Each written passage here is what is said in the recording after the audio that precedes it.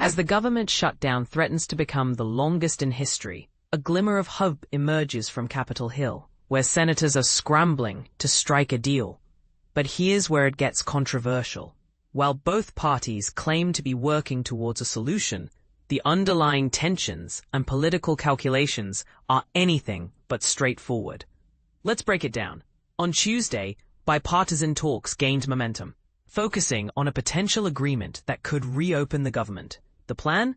Pair a short-term funding measure with a package of full-year appropriations bills, a so-called minibus, in exchange for a vote on extending health insurance tax credits, a key Democratic demand. Is this a genuine compromise, or just political maneuvering? You decide. Senate Majority Leader John Thune expressed cautious optimism, acknowledging the immense pressure on both sides.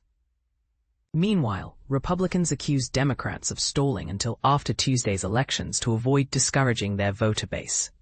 Are Democrats playing politics with the shutdown, or is this a fair strategic move? The debate rages on. Adding to the complexity, the proposed minibus would include 3 critical bills: funding for military construction and veterans affairs, the legislative branch, and the FDA, alongside the Department of Agriculture. Proponents argue this demonstrates Republican willingness to engage in long-term bipartisan funding. But is this enough to win over skeptical Democrats? Senator Markwayne Mullin, a Republican from Oklahoma, predicts the shutdown will end this week, citing assurances from Democratic colleagues. Yet, Senate Democrats remain tight-lipped, with Minority Leader Chuck Schumer emphasizing they're exploring all options.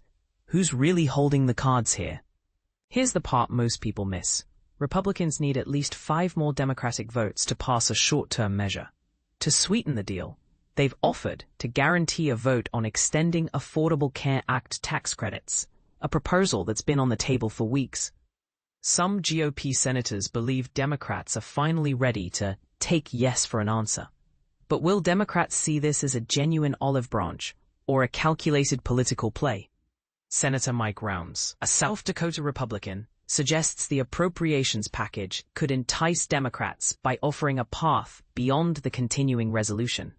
Meanwhile, Republicans stress their commitment to a regular appropriations process, aiming to pass all 12 full-year funding bills instead of a massive omnibus package. Is this a return to fiscal responsibility or wishful thinking? Time is ticking, though.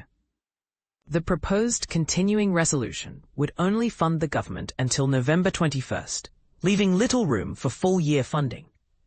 Senator Susan Collins, a key Republican appropriator, advocates for a December deadline, while House Speaker Mike Johnson rejects it, citing concerns about pre-holiday omnibus bills. Which side has the more realistic timeline? Despite the challenges, senators describe the talks as more productive and specific. Senator Gary Peters, a Michigan Democrat, calls it a sensitive time, while Collins remains cautiously hopeful for a resolution by week's end.